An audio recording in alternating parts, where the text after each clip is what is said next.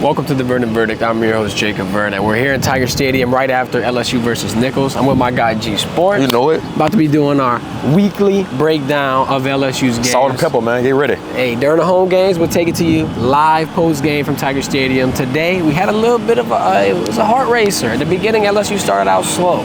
Then they kind of got their, they got their groove. They found their fitting, so to speak. G, what was your takeaways from this game? First of all, I want to give Tim Rebowe, the head coach for Nicholls State, a lot of credit. I thought they came in with a good plan today. Trying to run the ball, trying to run some clock so you can keep LSU offense off the field. Colin Guggenheimer finished the game with over 100 yards rushing with that long 67-yard run. I thought that gave their offense a lot of confidence. But, like Brian Kelly said, even though they didn't win the game as pretty as they wanted, you got to take a win, 44-21, especially coming off a short week. They got in at 5 a.m. on Sunday night and then practice till Tuesday. So I think that played a factor into why, the defense was a little fatigued, and then Jacoby Guillory went out with an injury, I think in the second quarter. But kudos to Garrett Nussmeier, man. He seemed like he's playing with all the confidence in the world. Him and Kyron Lacey continues to build that chemistry and that connection.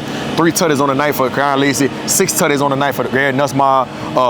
The true freshmen that got involved tonight: Tre'Davious Green, Jawan Johnson, Deshaun Spears. Am I missing somebody? Caden Durham. A lot of different freshmen got involved tonight and played significant roles, and I thought that was big for the Tigers. Yeah, I'm excited to see that they got Jawan Johnson in the end zone with a little bit of a package. I didn't know how big of a role he would have. Brian Kelly told us he's going to play a little bit of running back, a little bit of slot. He's even going to continue to be on special teams. So Jawan's got a lot of potential, and he was kind of, mentioning his time at LCA, multiple positions, just how natural he is in terms of being able to adjust and being able to kind of just learn on the fly as he did in 48 hours to prepare for this role. But like you said, Garrett Nussmeier, another 300-yard game, 6 passing touchdowns. He lit them up tonight. Running game kind of was slow, though. I mean, that's really where LSU's been lacking lately, and it's confusing because you've got one of the best offensive lines. But really, I guess what it boils down to is a couple of things. First things first, you do lose John Emery, who was your hot hand. That Week 1 performance he put on was stellar, and it's kind of hard to say what he'd do in Week 2, but I'd imagine it would be more of the same. Now you're going to kind of have to try to find that spark. And, I mean, is Jawan Johnson going to give the spark? Is it Caden Durham? Is it Caleb Jackson? It's hard to tell. With running back, it kind of goes, by committee, so to speak. And, I mean, I feel like Frank Wilson's the guy to put in this situation to figure out this method to the madness, if you will. But what do you think they're going to have to do to light that side of the ball back up? And I think that's the key thing, right? Being able to run the ball. LSU has always been known to be able to run the ball effectively, get downhill, and get 4-5 yards a pop. They only average 3 yards a carry tonight.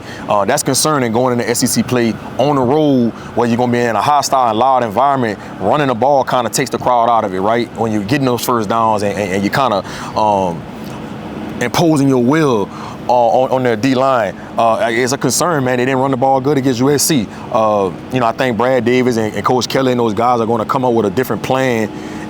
Maybe they got to get a little creative, with the play calling and see if they can kind of jumpstart this running game, because when you get into the meat and the potatoes of this SEC schedule, you're going to have to be able to run the ball. You're not going to just be able to get out there and just throw the ball 50 to 55 times a game with Garrett Nussmeier. I know he would love to do that. I know Kyron Lacey and those receivers would love to do that, but they got to be able to run the ball, man. Caleb Jackson, we got to see more out of him. Caden Durham, Jawan Johnson, now that he's in the fold, they got to be able to get something from that running game, man. And if they don't, it's going to be a long season.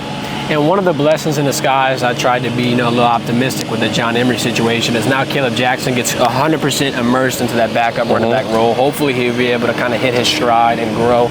Joe Sloan said there's a couple of things that he had to learn as a younger running back. It's not just get the ball and run. You got to understand your gap assignment. You got to kind of get in, the mental side of things. I feel like, he's got the potential and the makings to be one of the biggest running backs, but we've just got to get him to really find that stride, really get into that groove and just start stacking days, so to speak. And I mean, does it come next week against South Carolina? I hope, because they're definitely going to need it. They're talking about College game day showing up. We're talking about the beginning of the SEC schedule, not to mention it's an 11 a.m. kickoff. So it's going to be different time zone. Bright and early. And I mean, we're talking about traveling, fatigue, injuries piling up. Jacoby Guillory gets out today. Nuss even went down a little bit. And I'm sure I was a little concerned about that, but then when I saw him on the side getting his legs massaged, I was like, okay, it must be a cramp. I think Joe Sloan, one thing he might have to consider doing going forward, especially if they can't run the ball effectively against South Carolina early on, they might have to start passing the ball to set up the run. Usually you'll see teams trying to run the ball to set up the pass. I think it might be reversed with LSU. You know, every team is different, man. Every team is different, and they have the receiver to be able to throw the ball around, but you just cannot depend on just passing the ball 80 to 85% of the time. And I think if you open the game up passing the ball, and now you get them coming out with more DBs on the field. Now you can kind of get that box a little light, and now you can see somebody like Caleb Jackson impose as well when he get to that second level and be able to get some long runs, and Caden Durham and Jawan Johnson, man. And so that's what I kind of think that Joe Sloan might start trying to do going forward, man, trying to set the run up with the pass.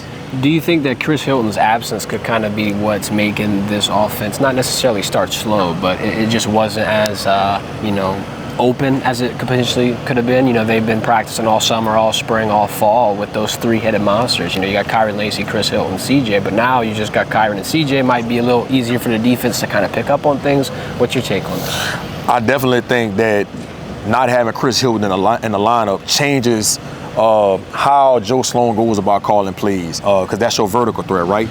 And so when he does get back into the lineup, I think you're going to see him, stretch the defense more, and now you're going to open up that intermediate game for Kyron Lacey and C.J. Daniels and Mason Taylor, right? I would like to see Aaron Anderson be able to take some shots down the field. I know they try to use him in space a lot, but Aaron's a 4-4 guy, all right? And you could kind of see him being able to have that big play potential down the field. But we'll see. I do believe in what Joe Sloan's going to be able to do going forward, especially having somebody like Chris Hilton in the lineup, because when you motion Chris Hilton or whatever side of the field he's on, you got to identify where's 3 at, because he could blow the top off of defense. So I'm looking forward to see him coming back. They say he could have probably played tonight, but they're playing Nicholls, trying to get him 100% going into that South Carolina game. So it's going to be interesting to see how much of impact Chris Hilton makes when he comes back next week. I agree. Yeah, I think that LSU's biggest thing they're going to have to continue to focus on is just keep adding those days, keep getting that momentum together. The beginning of the season didn't go the way you wanted, but like Nick Saban said, you're better than you think. LSU's not in a situation where you're going to be a 7-win, 8-win team. You could, be similar to a year one with BK, where you can somehow, some way fight and claw your way to a conference championship. I mean, it'll be a tough path, but I feel like if you start now with this type of victory and then you head into South Carolina, you get a big SEC opening win, you come back, beat UCLA, beat South Alabama, head into a bye week, now you start, you're getting some juice. Now you got some hype behind you. And this is going to be one of the more pivotal points of LSU's schedules next week. And I want to remind people, when they played Florida State and Grambling last year, the offense wasn't high-flying and potent when we saw them play them games. It wasn't until the Mississippi State game where you saw that offense starting to take off and you start seeing the big plays down the field. Maybe it's taken a couple games for this offense to look like a high-powered offense. And it sounds like I'm being negative because they put up over 300 yards passing in the last 2 games. But we're still looking for those deep shots down the field. We're still looking for those explosive plays, right? I think you start seeing that when Chris Hilton comes back. And so I think LSU fans should not be concerned at all. I know when you look at a team like Nicholls State, you say, man, you let them have over 100 yards rushing and they put up 21 points. You would like to see them cover the spread, right? And cover the 4-6 point spread. That's a good team in Nicholls State, man. This team played Georgia to the wire. They beat Kansas. Tim Rebowe has his teams ready even when he plays the Power 5 opponents, man.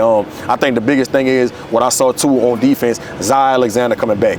Coming off the torn ACL last year, he had started playing good around that time when he got hurt against Arkansas. And so having him at one corner and then Ashton Stamps at the other corner, and then you see people like Colin Jackson and Deshaun Spears coming in as some young safeties. I like the way that back end is looking. They're just going to have to get that front up to par with Jacoby and Guillory out. No telling how long he's going to be out. I'm not worried about Greg Penn. I'm not worried about Whit Weeks. Harold Perkins, I would like to see him make a few more plays, but I think he's still trying to figure out that linebacker role. Blake Baker got a lot on his plate. I think he's doing more thinking than just playing fast. And I think once you see him get about 3 or 4 games under his belt, going into that Ole Miss game, and I'm not trying to think ahead, I think you'll see Harold Perkins start looking like the number 7 that we've been accustomed to seeing the last 2 years. Yeah, it's definitely going to take some getting used to. Another thing that I noticed today, you're talking about Deshaun Spears. I enjoyed watching P.J. Woodland get out there. P.J. Woodland, another one. Like, there's not necessarily something you've been lacking is DB depth, but you're in a situation now where you could put out guys that are true freshmen. Now, whether that be, indicative of, Corey Raymond's process or just the recruiting as a whole. Either way, these guys are definitely leaps and bounds better than the DB rooms that we've seen recently. And with that being said, I feel like the sky's the limit for these guys, just because if PJ Woodland continues to be like this and you can keep leaning on him, now you don't have to have that big worry on that defense. Now you're going to actually have some type of coverage over the top, and then if Jacoby and Guillory take some time to get back, it won't be as detrimental, because going forward, Ashton Stamp, Sage Ryan, and then when we were kind of confused on if Zai was going to be healthy or not, we were scratching our heads. Where's the depth? What's this looking like? You said Zai Alexander's coming back and he looked good.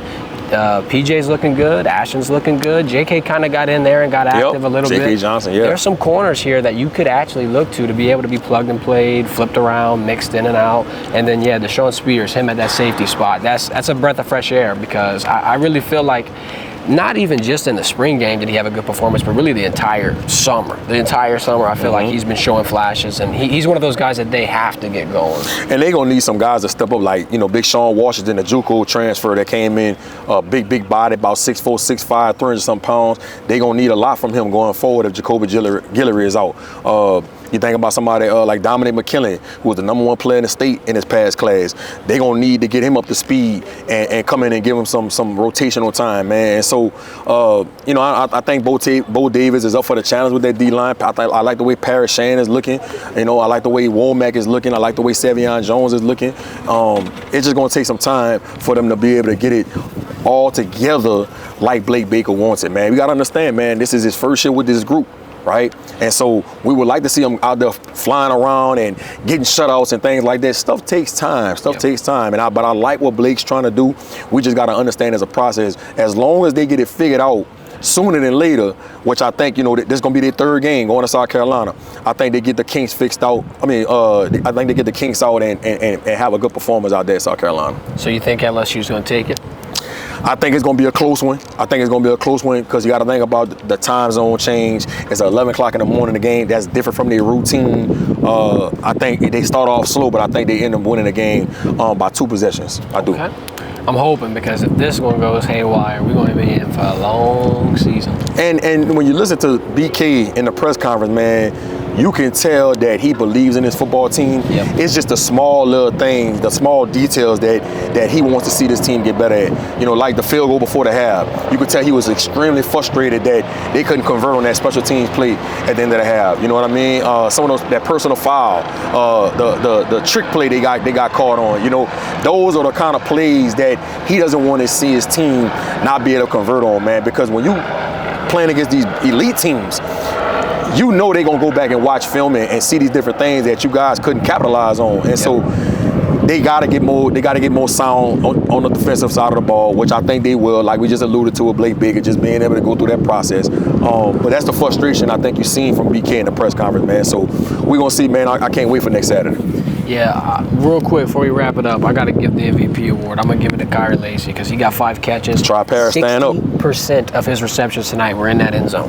60%. Just fathom that. Sit down, let that simmer. I think that this passing game is definitely in a spot where, quite frankly, you haven't seen in a while. Because you see Malik and BT go all over the field last year, but now Garrett Nussmeier's got a little extra oomph. I couldn't imagine having your entire 3-headed monster back, whether it be Chris, CJ, Kyron, just getting them all in that scheme, because now you got the Aaron Andersons who are going to be juiced up. Savion Thomas is looking really juiced up. You've got, potentially Kyle Parker when he comes back from injury. I think that there's a lot of pieces. Offense is getting deep. Now you just got to get creative, sit down, watch the film, break it down, and try to put, your best match out there for your opponent. And shout out to Aaron Anderson, man. He seems like he's ready to take that next step, and he's going to be so critical to that passing game going forward, because he's going to be that dynamic piece that's going to be able to get in space and make people miss and scare defenses when he's motioning out and when they're throwing those bubble passes to him, right? And now you got Chris Hilton going on the post, and you got Kyron Lacy coming over the middle. It just opened up so much for this team offensively when you got Aaron Anderson playing like that, man. You can tell he's full of confidence, man. I think he's going to have a big year. I'm excited, man. Appreciate you hopping on. You know that. We'll be back again September 21st. LSU's playing UCLA. Hopefully, we got a win in between now and then. We'll be here covering it for you. I'm going to get G to hop on. We'll do a little preview. Real quick, though, before we hop off, give me a little minute on Michigan, man. Michigan and Texas. Oh, man. Hey, look, I was very disappointed and the performance, man. At home in the big house, they came and planted their flag at midfield. It was embarrassing, man. I know Jim Harbaugh was watching that game, and he was highly disappointed to see how it all played out, man. I think they got to go with the quarterback, Orgy. I thought that's who was going to be the starter to start the season, but they went with Warren. You know, no disrespect to Warren, but I think Orgy fits that team better, and he gives them more of a threat with his legs. And so I think you might see them kind of consider that going forward. But shout out to Texas, man. Sarkisian got them boys rolling out there. Yeah, they look legit. I was wondering how they would acclimate to this SEC schedule, and right now it looks like they might be able to take it and run the table in their first year. Nick Saban pumped the brakes at SEC Media Days. He was like, hey, this ain't the Big 12. Well, man, he might have to revisit that statement here soon if they keep this up. Man, you got to understand, man, Sarkisian has done a phenomenal job of recruiting since he's been at Texas, man. He's been having the top 5 classes, and we all know what kind of offensive mind he is, man. And that defense is catching up with his offense. And when you got a balanced team like that with a Heisman Trophy candidate quarterback and Quinn Ewers, the sky's the limit for Texas, man. I think they're a team to watch out for. It's not easy to go in the big house and win at all. Especially at this point. I mean, I feel like they would have their juices flowing. They got the national championship in the back of their mind. Like, this was really their point. Yep. Appreciate everybody for watching. This has been the Verdant Verdict. My guy, G Sports. You know it. Y'all have a good one.